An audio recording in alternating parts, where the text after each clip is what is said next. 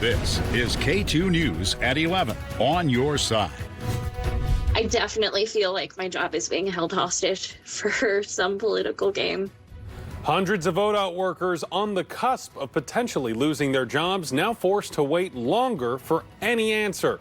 Tonight, state lawmakers are delaying a vote on a massive transportation funding package because one Democrat can't make it to the chamber. Good evening. Thanks so much for joining us tonight at 11. I'm Barry Mangold. Governor Tina Kotek is delaying a vote and layoffs she's delaying a vote that could save nearly 700 ODOT jobs as one Democratic senator recovers from complications stemming from a recent back surgery. The Senate president says right now, Senator Chris Gorsuch cannot safely return to the chamber without medical care. As a result, senators in the chamber will not vote on their transportation bills until September 17th, a roughly 2-week delay. In the meantime, Governor Kotek ordered ODOT to delay the first round of layoffs to October 15th.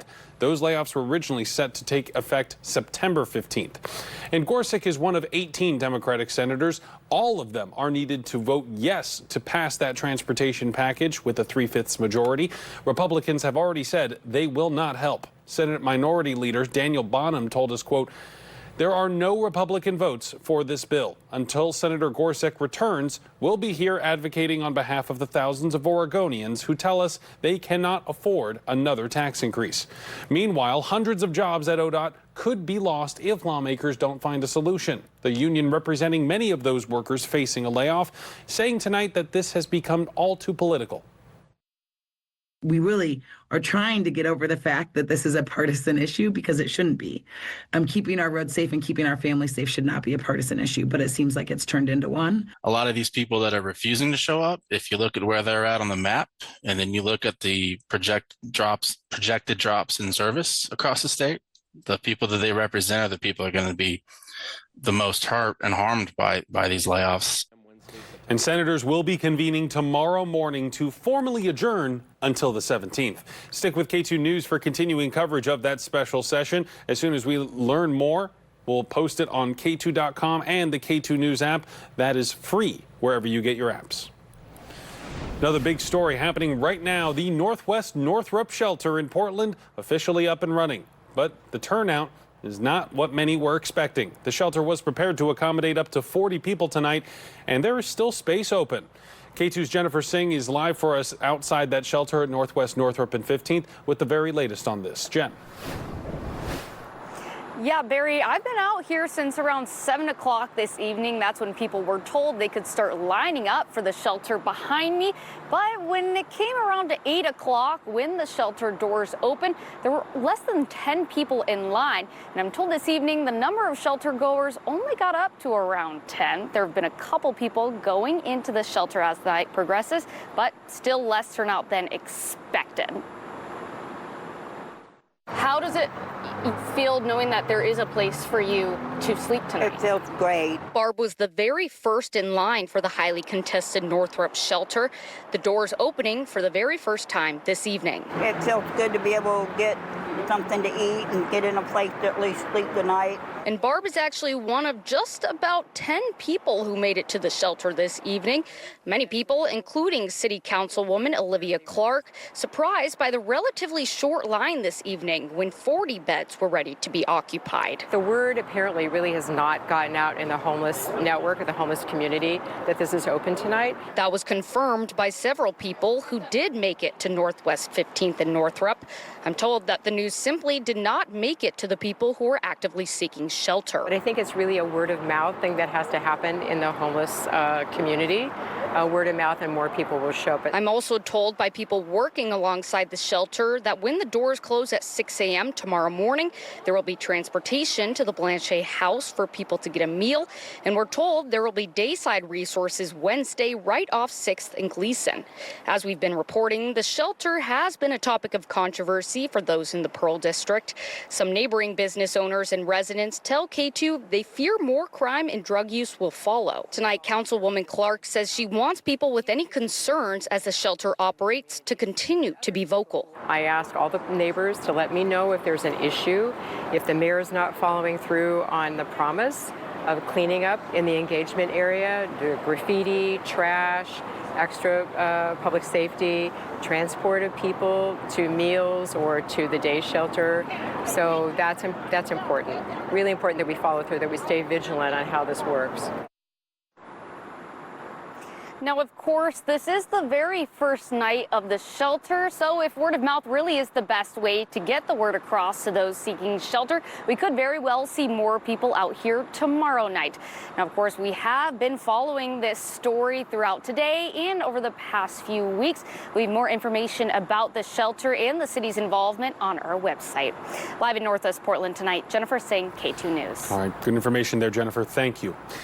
Want to turn now to a developing situation out of Washington. Students at Evergreen Public Schools will not be returning to class tomorrow. This comes as bargaining continues between the district and the Public School Employees Union. That union says the district's latest offer includes raises ranging from 2.5% for service workers to 4.5% for paraeducators. The union says that is not enough. Meanwhile, the district says it is doing what it can while managing a $26 million budget shortfall. Both sides agree they want to get back to school as soon as possible. The district will be providing breakfast and lunches for students each day of the strike at no additional cost. And a local beverage container recycling center, could soon have a new home. The People's Depot currently operates under the Morrison Bridge, and it's now looking at a permanent indoor location along Powell Boulevard. That new location would be about 1.5 miles from its current spot under the Morrison Bridge. The reason for the change? It would bring the opportunity to folks to work indoors. While the People's Depot is aiming for this move, some people in the neighborhood don't think it's the right one. Not only traffic, but the clientele that it will bring in. Meanwhile, Mayor Keith Wilson and Governor Tina Kotek expressed their support for a new location. The mayor saying this, quote, reflects their dedication to serving the community with care and contributing to a cleaner, more inclusive city. Now we want to switch gears to Storm Tracker 2 with weather now. We got KATU's Vasily Varlamos tracking some warmer temperatures, then some changes for the weekend, Vasily. Yeah, some changes for the weekend. We should see a cool down, but as for the next few days, we are going to see some above average temperatures. Temperatures very warm out there right now for this time of year. We are sitting at 76 degrees right now in Portland. Got some mostly clear skies, a few clouds in the sky this morning, along with that light haze due to the fires burning around the area. And we aren't going to see too much cooling as we head into tomorrow morning. Temperatures only expected to drop down into the mid-60s early on tomorrow morning, and high temperatures tomorrow going to stay warm. We're likely going to see those highs approaching 90 degrees around much of the Willamette Valley tomorrow, and that warmth going to stick around through Thursday as a high pressure system stays settled into our region. But as we head into the weekend, an approaching low pressure system is set to bring some cooler air and could even bring some showers to our region as we head into early next week. Here's a look at the 4-day forecast. Temperatures again going to remain right around 90 degrees through Thursday. Expect some cloud cover tomorrow morning. May see a few breaks in the clouds as we head into Wednesday afternoon. Thursday looking mostly sunny around the Willamette Valley, but as we head into Friday, look for some increasing cloud cover. We're going to see a marine layer of clouds through much of the weekend, but by the afternoon on Saturday and possibly on Sunday, we could see some breaks in the clouds. And as for those temperatures, should drop down into the mid-80s on Friday, and we'll be in the upper 70s as we head into Saturday. I'll let you know our best chance of seeing some rain coming up. All right, Vasily, sounds good. We'll talk to you soon. This is new tonight. Police are investigating a deadly crash between a motorcycle and a car in northeast Portland. This happened just before 3:45 this afternoon. Officers responded to 15th and Lombard Street, where they found a motorcyclist with life-threatening injuries. And while being transported to a hospital, the ambulance was involved in a separate crash near Lombard and MLK Jr. Boulevard. A second ambulance continued that transport, but the motorcyclist died shortly after arriving at the hospital. The driver of the vehicle involved had minor injuries and was also taken to a hospital. No arrests have been made after the crash. The cause of it remains under investigation. Vancouver police are calling on the community to help find this missing man, 81-year-old Robert McSwain, who was last seen near 157th and Mill Plain Boulevard on a mountain-style bike around noon today. McSwain was wearing a black sweatshirt, ball cap, and blue jeans. He's believed to be endangered due to perceived cognitive issues. If you see him or have information, call Vancouver police. And this is new at 11 tonight. Police are now releasing the identity of the man killed in a BMX crash in Portland's Washington Park. Around 6:30 Sunday evening, police say 46-year-old Brian Heese was riding downhill with a group of other cyclists when he tried to pass between two boulders and crashed. First responders say he was not wearing a helmet and died at the scene. And in southeast Portland, heavy police presence last night following a street takeover. Officers say a traffic stop around 7:30 last night on 82nd Avenue escalated when a crowd gathered, some launching fireworks at police. One man, 24-year-old Alejandro Ramirez, was arrested with a loaded illegal gun, police say.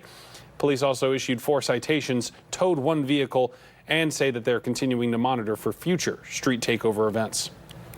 Moving south to Salem, police responded to reports of gunfire last night near Wallace Marine Park. Once arriving on the scene, officers detained 4 people, 3 teens, and a 25-year-old named Grant Pizzuto. They also recovered a loaded gun and a backpack containing a short-barreled rifle. No victims were found. The 4 suspects are facing charges ranging from unlawful possession to interfering with police. The investigation is ongoing. If you have any information, call 911. And tonight, a Corvallis man is facing assault charges after allegedly attacking 2 people over the weekend. Police say 29-year-old Amos Grace punched his girlfriend during an argument, breaking her nose, then later used the sword to injure another man's leg. Officers arrested Grace at a home on Saturday around 4:30 a.m. Police are asking anyone with information about this to contact police. And fish and wildlife experts are sharing they have killed a cougar just outside of Corvallis. The Benton County Sheriff's Office says they euthanized it because it killed livestock and was deemed a threat to people. Deputies say the cougar also showed no fear of people. Officials do think this is one of the cougars that's been spotted on cameras in Corvallis recently. It was a young male cougar, not the adult cougar that's also been seen recently. You can find more information on this situation and recent sightings up on KATU.com right now. And we have much more to come here on K2 News at 11. The fight is heating up over President Trump's sweeping tariffs. Why his administration believes this final outcome could be devastating for the country. And the jackpot is only growing as it stands at over $1.3 billion. A breakdown of how much money one person could walk away with. And we create a lot of valuable content here on K2 News. If you ever want to see a story again, point your phone's camera at the QR code on your screen to visit the K2 News YouTube page. We'll be right back.